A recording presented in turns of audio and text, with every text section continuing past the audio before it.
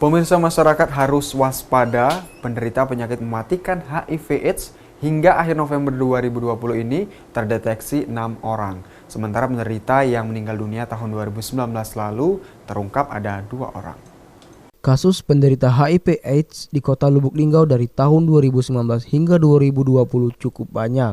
Pasalnya tahun 2019 sebanyak 9 kasus orang terjangkit virus HIV/AIDS. Penderitanya didominasi laki-laki terjangkit. Di tahun 2019 berjumlah 8 laki-laki dan perempuan hanya 1 orang. Sedangkan tahun 2020 hingga November ditemukan di layanan klinik ada 6 kasus. Masing-masing laki-laki 4 orang dan perempuan 2 orang. Dan yang meninggal dunia tahun 2019 ada 2 orang akibat virus HIV/AIDS tersebut. Sementara itu, untuk laporannya sendiri diperoleh dari fasilitas pelayanan kesehatan, di mana pihak Dinas Kesehatan Kota Lubuk Linggau mempunyai pelayanan klinik VCT yang ada di Rumah Sakit Siti Aisyah, Rumah Sakit Dr. Sobirin dan pelayanan VCT di 10 puskesmas. Sementara kondisi Kota Lubuk Linggau saat ini soal penyakit HIV/AIDS berstatus waspada, apalagi sekarang masa pandemi COVID-19 dan banyak masyarakat tidak mematuhi protokol kesehatan.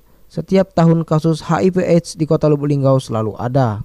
Pengendalian penyakit menular Dinas Kesehatan Kota Lubuk Linggau, David Kurniawan menjelaskan, pelayanan VTC melayani penderita HIV/AIDS untuk dilakukan pemeriksaan dan konseling. Menurut dia, apabila ditemukan hasil yang positif akan dilakukan pengobatan menggunakan layanan pengobatan di Rumah Sakit Dr. Sobirin atau Rumah Sakit Siti Aisyah dan Rumah Sakit Arbunda. Saat ini, jadi seluruh layanan voluntary counseling testing ini melayani